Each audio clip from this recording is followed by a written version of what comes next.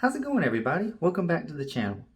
So in the video today, we're going to be talking about different kinds of motor control for your project.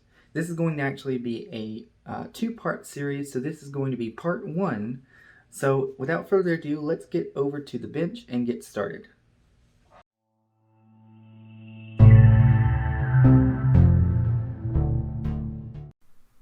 Alright, so real quickly, before we get too deep in the weeds, I wanted to go over the electrical drawings so that we understand what hardware we have on this specific test bench. So both of the motors are 12 volt DC motors, but we're controlling both of them with a analog DC drive, and both of them are these iron horse like 1/8 or something like that horsepower, really small basic DC motor drives. I got these from Automation Direct, and I'll have a part number and stuff in the description if you're interested. But they're really simple. All you need to really do is provide them with 12 volts DC, and you have an analog reference that comes from your controller, and then that goes to the contacts of the motor. And in addition to that, I have a safety circuit which interrupts power to the drive. There's also a contactor that can enable and disable the motor directly rather than going straight through the drive itself. There's two drives, one for the sorter table section and then one for the agitator. Right now there's only those two. And then the point.io module mounted to that test rack is where they get their analog speed reference. That comes from down here on sheet 8. And you see the speed reference for motor 1 and motor 2. So, and the point.io module just connects to the main PLC through Ethernet, and that's where all of that comes from. Also, the main panel is where our safety circuit is located, so it's not mentioned here on the print. I'm not going to go too deep into the weeds with this print. I just wanted to go over that real quick. So basically what we need to do, or what we need to control, is we have the two relays, which are the enable or activation relay for both motors. They're really just standard ice cube relays. They're not really true motor contactors, but you can think of them as motor starters. It's really low current, so you could theoretically use just ice cube relays in this case, but in a practical scenario you'd probably see a multi-pole contactor anyway. So each motor has one. When you energize that, then we'll start loading it down with a speed reference. But anyway, now that we've gone over that, we'll head back to the program and get started with that. Alright, so I've taken the liberty of going ahead and building a program, or at least the template program that we'll use to do our motor project in this video. So the I/O is to match up with the physical I/O in the field, although we don't necessarily use all of this right now, but it's here. The big ones that we'll be concerned about are the point.io module, because that's where our outputs go that connect to the motor. Now all of that mapping has already been done, so we can see all we need to do is trigger the specific tag that we want to reference to manipulate the motors themselves. So we have the contactors for the two motors, and then we have the speed references mapped, but there's no logic at this time that controls those tags. They're just floating around doing nothing. So we're going to put them in the process equipment subprogram file. So we're going to add some routines.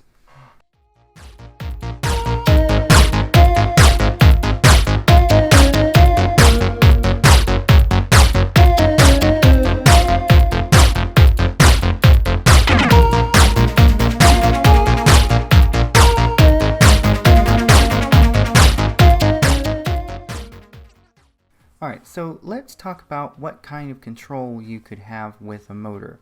So the first part of control that we have is the on and off state of the motor. So that's pretty simple. It's either on or it's off. We have direction, forward or reverse. Now in this example we only really do the forward direction control, but some examples may have a forward and reverse. We won't really talk about that in this video, but it's good to know. So you have start and stop, forward and reverse, and then the last part is the speed itself. So the very simplest thing we could do is just have a latch on and a latch off. So let's look into doing that. So how would that work? Well, at the very basic sense, we could have a start. So we'll do that. I already have a tag for the push button, so we'll use that. So when you hit the start push button, we latch the DO, which in this case will be the motor contactor. And if you press the stop button is normally closed push button, so we'll use an XIO. And it's immediately after the start button because the tag abbreviation. That's so convenient. Click, and that will unlatch our contactor. So, you know, fundamentally, that's all you need. But let's think about how we would want to make this a little bit more intelligent. We don't want every time the motor stops to make the operator have to start it by pressing the push button. Sometimes this is a desirable effect, but sometimes it's not. So to make our program a little bit more intelligent, we may want to, instead of latching the contactor directly, we might want to actually latch a program bit, which is then used to determine whether or not the motor needs to run or not, and then the additional conditions would be what actually energizes the motor on or off. So how would we do that? Well, we would still want to use our start and stop push button, but rather than going directly to the motor, what we could do is use what's known as a latch memory bit. And this is essentially a placeholder for the motor's start-stop condition. And rather than this going directly to the motor, we can have a new rung which, for one, looks at the status of this input, but then may also use an additional series of conditions which you can fill this up to your heart's content. And these would be what are known as logical conditions that can allow the motor to run or not run. Another word for this would be an interlock. So whatever in the program would need to be there to allow that motor to run or not run would be allowed to be put into this rung, essentially. And if all of these conditions are true, then the bit that goes to the motor will be turned on. So one part of that would be equipment after. Let's think about this. The indexer is immediately before the sorting table.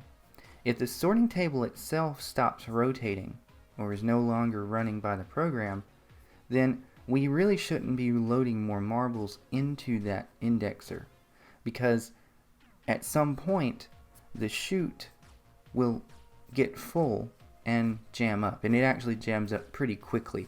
There's not really much room in there for very many marbles to fall in. It really only has room for about 2, but once the third one tries to come through, it's kind of game over. So we really want to keep an eye on whether or not the equipment ahead is running. The same is true for the sorting table, although at this time there's no equipment ahead of it, so it can essentially just run regardless. But in the indexer's case, we actually do care if its equipment ahead is running or not. So I actually already have a tag for that to save on time. Sorting table running. So if we have our latch memory bit and the sorting table is running, then we can just go directly to the output tag. So that would be DO indexer motor contactor. That's what we want. So as long as all of these conditions are true, we will allow the motor to run. We also want to think about smarter ways to start and stop the motor. So the easiest way is to just simply use whatever start stop push buttons are on the equipment already. Now this equipment has a console along that side where the stack light is. You can't see it because it's off frame, but there is a push button console located right along that post. We could use that, and the size of this equipment, it's small enough that that wouldn't really be a big issue. We're not starting huge motors, so a sequential start isn't really necessary. But for best practices, it is customary to want to use some kind of a sequential start sequence. Now, I've actually already got a sequence start and stop rung built into the program, and all it does is simply just counts up to whatever set point and then stops the count. So this will latch that the equipment is in a running state. You have a starting sequence which can sequentially start a series of motors in a specific order, and the only thing that the motor itself has to do is look at when that position has been reached. So we can take this, we'll copy the tag into the motor, and we'll branch around this for now, but you'll soon see it really won't make sense. So, we need to add the thing, and add the thing, and we are going to compare when the position is equal to what we want. So we're going to copy the position value, and typically in a start sequence you want to start the equipment ahead first and then move backwards, so that way the outfeed equipment is running first before you start bringing in more material. Certain machines you may actually have to do a start sequence where all motors start all at once, and sometimes this is a preferred scenario, but the way that this line is set up, or at least in part, the two motors actually make more sense to be started in a sequential order. So the indexer would be one of the last things to start because it's the very first piece of equipment. So I'll put it at a later position. Our count goes up to 12, so I'll just put it at 10. So when the value in the position is equal to 10, we will start the motor. But if we go back and look at that rung, it's actually based on whether or not that start push button has been pressed, and it begins the start sequence. So the better thing to do is to not use the start push button in this case. If we're going to use the sequential start, we obviously don't need the push button there. But we still may want some kind of a push button in place. So we have a HMI in most cases, and we will hypothetically assume that there is an HMI for this. At this time there really isn't, but your example, the equipment you're working on may have one. So we will use a DI_HMI, and we'll use an indexer start push button. So if the HMI commands this motor specifically to start, or the sequential start is active and our position is equal to the set point, then we will proceed with latching the memory bit. The same thing is true with the stop button. If we go back to that sequence start stop logic, we already have a stop sequence, and position, so we'll do the same thing for that. We will add a branch,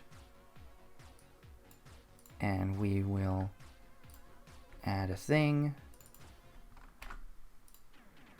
and we will do another compare, but this time we will look at the position for the stop sequence.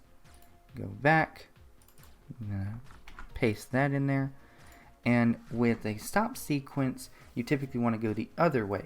So we wanted to, in the start sequence, start the first equipment last, but with the stop sequence we want to stop the first equipment first, because that way we can stop more in feed and then cascade the stop further down. So we will make its position fairly low. Let's make it 2 just for reasons. Again, the stop push button is associated with the stop sequence command, so we don't really need that. But what we could instead use is an HMI stop button, and again, I, for sake of time, have already made one. But all tags in the HMI are going to be normally closed, so I'll change that to an XIC. So now what we have is, if you hit the start button, it will latch the bit, or the stop button, it will unlatch the bit, or if it's in a start sequence, when the start sequence position is equal to the set point, it will latch it, and if the stop sequence position during the stop sequence is equal to the value we've set, it will unlatch it. Just for safety reasons, we may also want to have other conditions that stop the belt or the motor, and one of these would be our system status. So system status would basically look at your fault conditions and anything in that regard. So like e-stops, your main safety relay status, and any other thing you can potentially think of. So I already have this in the program monitoring the safety relay, so we will use that instead. System status okay, that's it. So if system status is not okay, we will unlatch the bit. That way, even though the safety relay is directly tied to the power of the drives and will pull power when the safety circuit fails, we still want the program to also unlatch the status of its internal motors. We don't want the motors to kick on just as soon as the relay starts back up again. So we want to go ahead and open up any circuit in the program, and therefore it won't restart on its own. So we look at that. If there's any faults that we associate with the drive, we can add that in there too, or really anything that would be considered a safety type of thing. So that leads me to the next part of safety control with driving a motor, and that is something that I call stall detection. So what is stall detection? Well, essentially, like the name suggests, we want to know if the motor we're driving is running or not. Now, we can do this in many ways. You could monitor the drive current if you have sensors to do this. They can look to see if the output current is within a threshold that we expect. You can also do this to monitor fault conditions. If the motor is pulling more load than it should, then we can assume that there's something wrong and shut down the motor for safety reasons. But the way that I typically would do stall detection is by actually measuring the speed of the device. And we can do this in one of two ways. The more complicated way would be to use an encoder, and one of the motors on this line does have an encoder attached to it, and we will use that in a later video, but right now we won't really focus on that. But the other method would be to use a sensor, And this could be a really simple sensor. In the case of this project, I actually have a proximity sensor that's looking for a series of screws mounted to the bottom of that indexer drive wheel. And all they do is they pass over that proximity sensor and they just feed back into the PLC. So what we would use is we can actually have that input associated with some kind of machine status, and if we no longer see that pulse come in within a specific amount of time, we can assume that the motor is not rotating, or it's not rotating at the speed it should be, which could indicate a stall, which in this condition is very likely scenario because the motors can easily jam if the marbles get stuck in that chute and don't exit. So that's a very dangerous scenario, or I don't want that to be a problem. So we definitely want to keep an eye on that. So an easy way to do that would be to monitor it. So just like all the others, I have an input for that, input PX, and I'm calling it rotation detection. Now I actually have a UDT associated with it. I won't really get into that, but essentially we just monitor it in a way that's a little bit more logical. In a future video I'll talk about filtering and stuff, but in this video we won't really cover that. But essentially we have a direct input to that sensor. So if we see the status of this input, we can reset a timer. And actually what I'll do is I'll make it an XIO, so if we don't see it for a certain amount of time, we'll use a timer on, so we'll make a new tag, accept that, and I would say a good time base would probably be 2 seconds, so we'll change it to 2 seconds.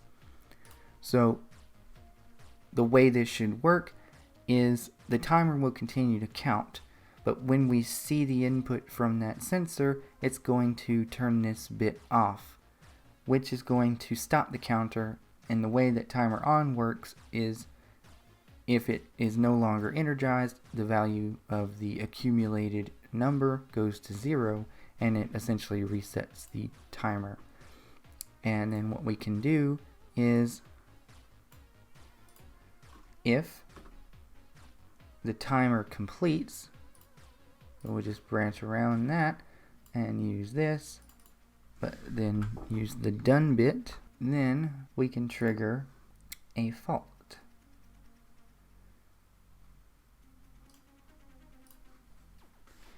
Alright, so we have that fault flag, and one thing we want to do is we only really care about stall detection in the event that the motor is actually running. If the motor is not running, then it really doesn't matter. So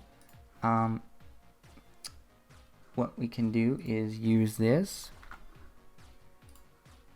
and we'll paste it, but I'll change that to an XIC, so that way when we actually have output to the drive, if it's running and we don't see this timer for a given amount of time, then we will fault the system for stall detection. And we obviously want a way to reset it. So one thing we can do is either by a push button on the HMI or whatever reset button you might particularly have. I do believe I already have one. Default reset pulse. So either that one, or if we ever get the system status not okay, because, well, then there's something else much more severe wrong and we don't really care about rotation detection in that case, we can unlatch that. So the intent here is, okay, if the motor is running, we don't get this input for a certain amount of time, we will fault, and if we are faulted, I should probably put a condition to monitor if it's actually in fault, then we will reset. And then if it faulted, we can reset it either by the HMI or the system status OK. Now this, I said HMI reset, but this is a master reset pulse that is tied to the HMI but can also be tied to other push buttons in the system. We won't really get too deep into that, but essentially that's just an additional thing. So if the motor is faulted, we can unlatch the motor, and that way it'll prevent the motor from continuing to rotate or drive in the event that the stall has been detected. So I think this is a pretty simple program. There's not really that many issues that I foresee. So we can go ahead and load this into the program, and we will see how it runs on the bench. I'll go ahead and copy this logic into the routine for the sorting table, or at least for the parts that make sense for it, and then we will go over to the bench and run it and see what happens. Alright, so as you can see here, I've got the program loaded in. I made a quick little change. I didn't have a reset push button for the fault detection. I intended for that to be on the HMI, but I didn't have the HMI running at this time, so we'll just overlook that little detail. But technically with the stall detection, it doesn't really matter if we reset it during a restart sequence, assuming that the condition doesn't return. But if it does, it just will fault out a second time. So if I hit the start button, it'll go through the start sequence. And I apologize for the noise, but here we go. So it'll go through the step. As you can see, it started the sorting table first. And then now it's running the indexer itself. Let's talk about the stall detection. Let's see if that works. Now, you can't really tell from the inputs unless you knew which one is associated with the rotation detection sensor, but the sensor is located on the bottom. I'll clip to a video at some point that shows what that looks like and how it would detect the piece. But anyway, just to simulate a stall detection, I have my little safety screwdriver. Not really safe, but you know, it's a small motor, very little current, and it's all 3D printed plastic parts, so it's not really going to hurt it to stall. So if I jam it in there, you can see that it shut down on its own after about 1 second of not seeing that input from the sensor. So we can do a restart, which will reset the fault, and it would return back to running once it gets to this correct step in the sequence. Alright, and that's pretty much all that she wrote. The only other thing we haven't shown is the condition in which the sorting table is not running. We will logically stop the indexer. So what I'm going to do is stop this, and we will see that the indexer will stop behind it. I'll go do that on the program. I'll just unlatch the bit. Alright, so as I stated, I am going to stop the indexer, and I can just do that by hitting Control T, which will unlatch the run bit. And as you can see, that has stopped both the sorting table and the indexer, and if I turn it back on, both motors start back up. So the only thing that changed was that we stopped the actual sorting table, and I'll toggle that again just so you can see the sorting table itself is not running and the memory latch is off, but then the memory latch for the indexer is still on, but our running condition for the sorting table itself is not on. So We don't have that bit, so the motor will not run. But we turn it back on, and everything is there that needs to be to allow that motor to continue to rotate. Alright guys, so I think the video is getting kind of long and we've only discussed general controls of motors.